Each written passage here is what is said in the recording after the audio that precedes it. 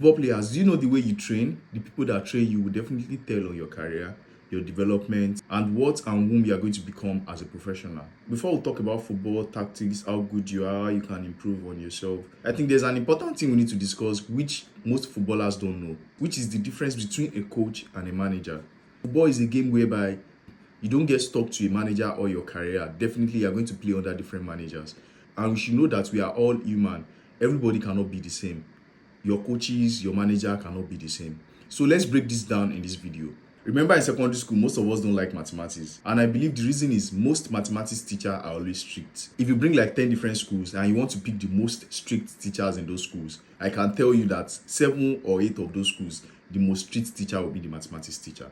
Mathematics itself is kind of complex. So if you don't get someone that can explain to you very well, definitely there's no way you're going to get it. Let's paint this scenario. There's a mathematics teacher that just walked to your class, teach you a particular topic. Everybody in general, you understand, you don't understand, that's none of his business. At the end of the day, he gives you an assignment, he gives you a test, you fail it. After failing, definitely he's going to beat you. There's no way you will like that subject because the man is a strict man and you don't even understand the topic. He doesn't give you the whole attention and all that. Then there's another mathematics teacher on the other hand, whereby when it comes to the class, he takes his time to explain to everybody. He makes sure you all understand. He knows that there are some brilliant students, there are some dull students. During the break time, he gives you time to play. When you are back, he probably calls you to his office, paints different scenarios for you in which you can understand what he's talking about. At the end of the day, you get to understand. There's no way you're not going to like that subject and the teacher.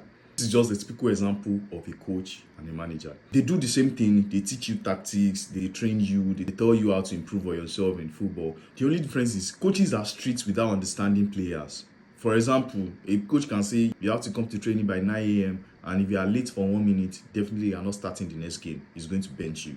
That is going to affect the morale of the team. Then the manager understands that, okay, maybe I'm in France. Most of the players in this team are Africans. One thing you should know about Africans is there's always African time. If you tell African players to come by 9, I can tell you that out of 10 African players, maybe 3 or 4 will come at that exact time. 6 or 7 will be late to the training. I'm not supporting the fact that they are not disciplined to meet up with the time. But check our growing up. Most houses in Africa, when our daddy tell us we are going somewhere by 10:30, our mom still they do makeup. That is just our upbringing. So you have to understand that, okay, you have like 10 African players. You already understand that these African players, I know they will be late. If I tell them 9 p.m. or 9 a.m. for training, let me just give them extra 5-10 minutes.